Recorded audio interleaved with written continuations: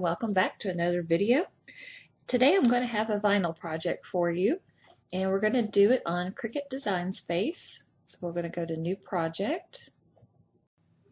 Okay, and I'm going to select text from the menu on the left hand side, and then I'm going to start the tedious task of deciding what font.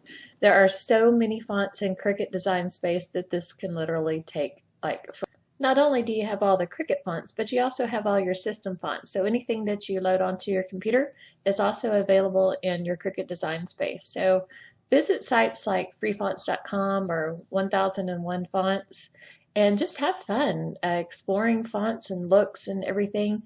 And you can really just dress up your projects and make them your own.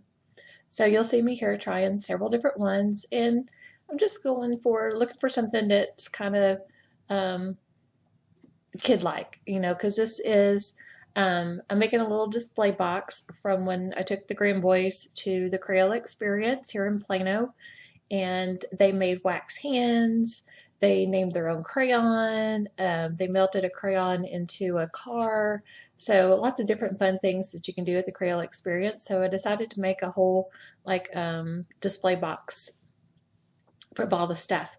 I had a little piece of scrap vinyl. I'm a big proponent for saving all your scraps and using them whenever you can. And so I had a piece of this blue, which I thought was really pretty to go with this project because one of the hands is blue, so one of the cars is blue, so I thought it just would go really well.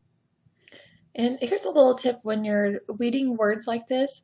If you go from left to right, most of the open spaces face that direction, and it is a little bit easier. And to make sure you peel the vinyl back flat on itself, that will also give you the best outcome for not lifting any of your letters or anything. And just go really slow. Have your tool there ready to help hold down anything that might lift on you. And it really is quite easy. So see, my R lifted, so I just held it down with my little tool there and straighten it back up a little bit. And I use and reuse my transfer tape all the time.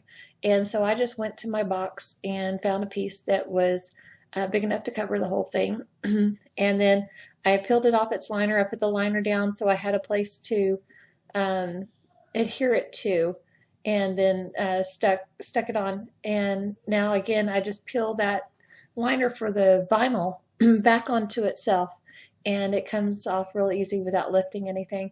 You saw me clean the surface really good with some alcohol, and it's just regular alcohol you have at your home, but you just wanted to get all oils and fingerprints and stuff off your project before you put your vinyl on.